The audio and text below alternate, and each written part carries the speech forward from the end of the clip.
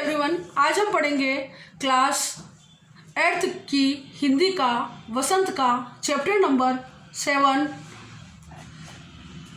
जिसका शीर्षक है क्या निराश हुआ जाए। मेरा मन कभी कभी बैठ जाता है। समाचार पत्रों में ठगी, डकैती, चोरी, तस्करी और भ्रष्टाचार के समाचार भरे रहते हैं। आरोप प्रत्यारोप का कुछ ऐसा वातावरण बन गया है कि लगता है देश में कोई ईमानदार आदमी ही नहीं रह गया है। हर व्यक्ति संदेह की दृष्टि से देखा जा रहा है। जो जितने ही ऊंचे पद पर है उनमें उतनी ही अधिक दोष दिखाए जाते हैं। एक बहुत बड़े आदमी ने मुझसे एक बार कहा था कि इस समय सुखी वही है जो कुछ नहीं करता। जो कुछ भी करेगा उसमें लोग दोष खोजने लगेंगे, उसके सारे गुण भुला दिए जाएंगे और दोषों को बढ़ा चढ़ाकर दिखाया जाने लगेगा। दोष किसमें नहीं होते, यही कारण है कि हर आदमी दोषी अधिक दिखाई दे रहा है, गुणी कम या बिल्कुल ही नहीं। अगर ऐसे ही है तो निश्चय ही चिंता का विषय है। क्या यही भारतवर्ष है जिसका अपना सपना तिलक और गांधी ने देखा था? रविंद्रनाथ ठाकुर और मदन मोहन मालवीय का महान संस्कृति भारतवर्ष किस अतीत के गड्ढर में डूब गया?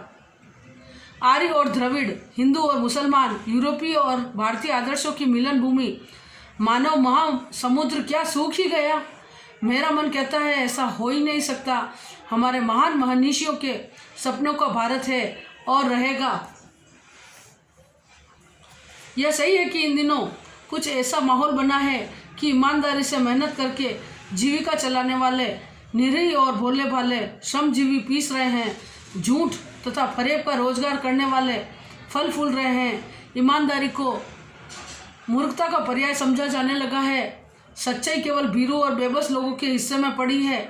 ऐसी स्थिति में जीवन के महान मूल्यों के बारे में लोगों की आस्था ही हिलने लगी है। भारतवर्ष में कभी भी भौतिक वस्तुओं के संग्रह को बहुत अधिक महत्व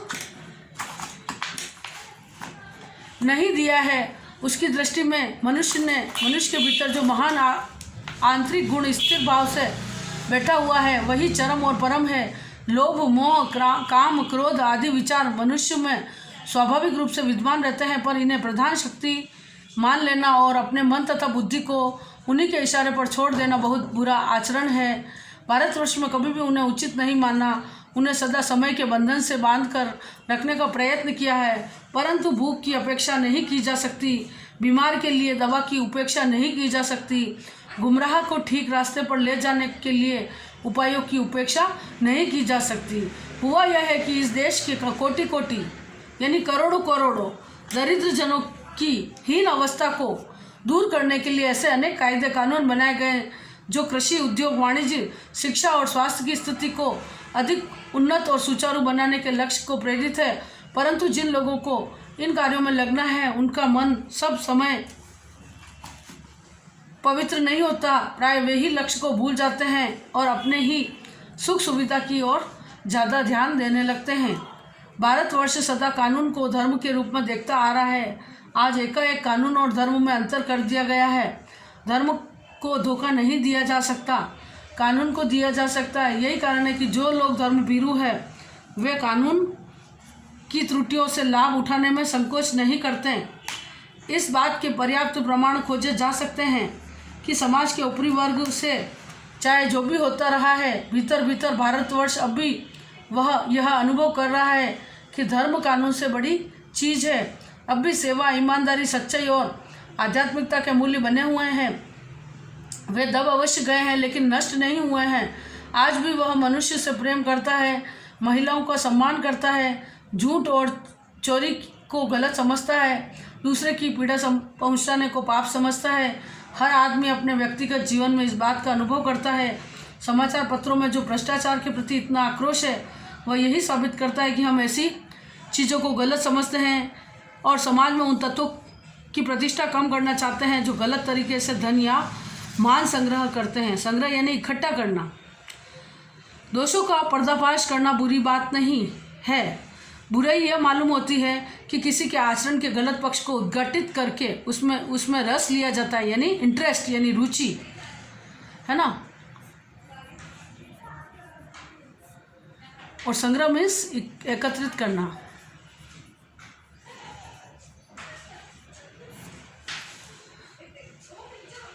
और दोषों उद्घाटन को एकमात्र कर्तव्य मान लिया जाता है, यानी किसी की बुराई करना। दोषोद्घाटन करने का मतलब बुराई करना। बुराई में रस लेना बुरी बात है, अच्छाई में उतना ही रस लेकर उजागर न करना और भी बुरी बात है। सैकड़ों घटनाएं ऐसी घटती हैं जिन्हें उजागर करने से लोकचित्त से अच्छाई के प्रति अच्छी भावना जगती है। लोकचित्त में अच्छाई के लिए, यानी व्यक्ति के चित्त में, व्यक्ति के मस्तिष्क में, चित्त यानी मस्तिष्क।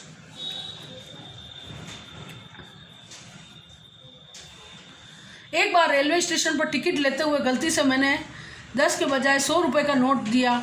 मैं जल्दी गाड़ी में आकर बैठ गया। थोड़ी देर में टिकट बाबू उन दिनों के सेकंड क्लास के डिब्बे में हर आदमी का चेहरा पहचानता हुआ उपस्थित हुआ। उसने मुझे पहचान लिया और बड़ी विनम्रता के साथ मेरा हाथ में 90 रुपये रख दिया और बोला, यह बहुत गलती हो गई थी, आपने भी नहीं देखा, मैंने भी नहीं देखा। उसके चेहरे पर विचित्र संतोष की गरिमा थी। मैं चकित रह गया। कैसे कहूँ कि दुनिया में सच्चाई और ईमानदारी लुप्त हो गई। लुप्त यानी छिपना, छिप गई। कैसी अनेक अवांछित घटनाएं भी हुई है, परंतु यह एक घटना ठगी और वंचना की अनेक घटनाओं से अधिक शक्तिशाली है। एक बार मैं बस में यात्रा कर रहा था। मेरे साथ मेरी पत्नी और 3 बच्चे भी थे। बस में कुछ खराबी थी, रुक रुक कर चलती थी। गंतव्य से कोई 8 किलोमीटर पहले ही एक निर्जन सुनसान स्थान में बस ने जवाब दे दिया। रात के कोई 10 बजे होंगे। जवाब दे दिया मतलब बस खराब हो गई। रात के कोई 10 बजे होंगे। बस में यात्री घबरा गए। कंडक्टर उतर गया और एक साइकिल लेकर चलता बना। लोगों को संदेह हो गया कि हमें धोखा दिया जा रहा है। बस में बैठे लोगों ने तरह तरह की बातें शुरू कर दी। किसी ने कहा यही डकैती होती है, 2 दिन पहले तो इसी तरह एक बस को लूटा गया था। परिवार सहित अकेला मैं ही था। बच्चे पानी पानी चिल्ला रहे थे। पानी का कोई ठिकाना न था। ऊपर से आदमियों का डर समा गया था। कुछ नौजवानों ने ड्राइवर को पकड़कर मारने पीटने का हिसाब बनाया। ड्राइवर के चेहरे पर हवैया उड़ने लगी। लोगों ने उसे पकड़ लिया और वह बड़े कातर से ढंग से मेरी ओर देखने लगा। मतलब लोगों ने उसे पकड़ लिया और वह बड़े कातर ढंग से, यानी कातर ढंग यानी बहुत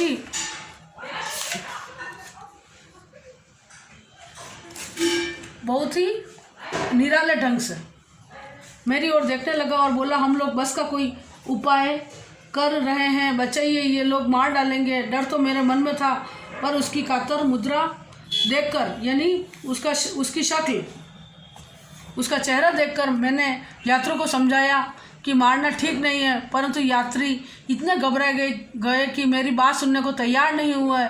कहने लगे, इसकी बातों में मत आइए, धोखा दे रहा है। कंडक्टर को पहले डाकुओं के यहाँ भेज दिया है।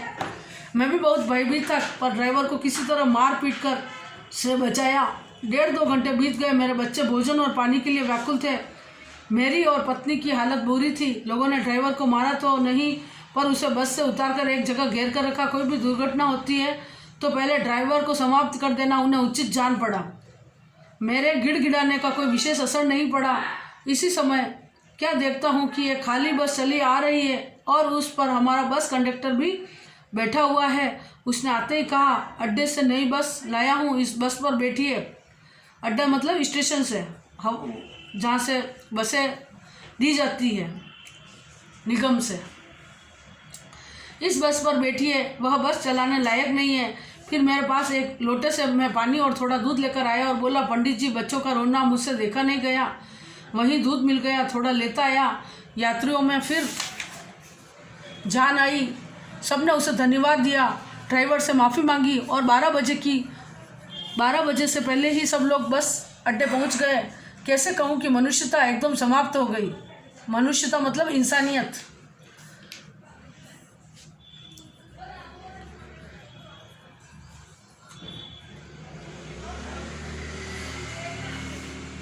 जीवन में जाने कितनी ऐसी घटनाएं हुई है जिन्हें मैं भूल नहीं सकता।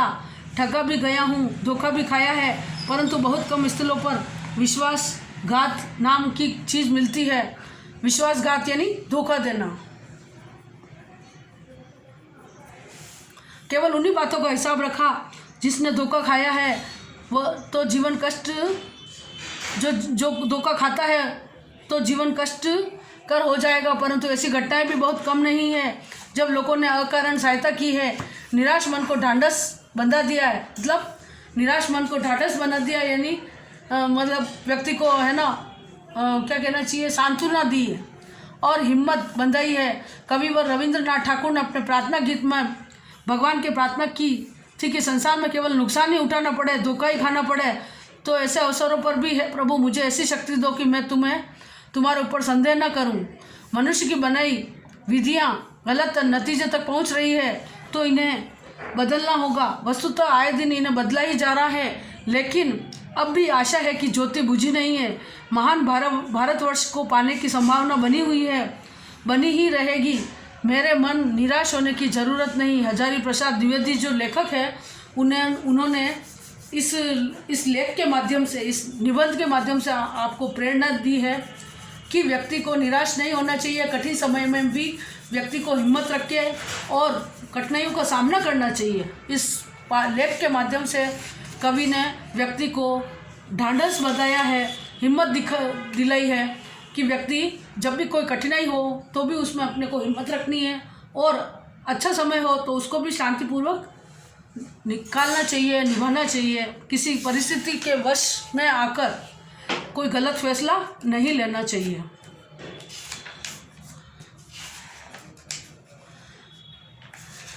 अब इस चैप्टर के प्रश्न अभ्यास के कुछ क्वेश्चन आंसर है, उसका PDF मैं आपको सेंड कर रही हूँ, वो आपको नोटबुक में लिख लेना है और इसके शब्दार्थ भी आपको लिखने हैं और लर्न करने हैं और अच्छी तरह से इन क्वेश्चन आंसर को समझना है और लर्न करना है। Thank you, have a nice day.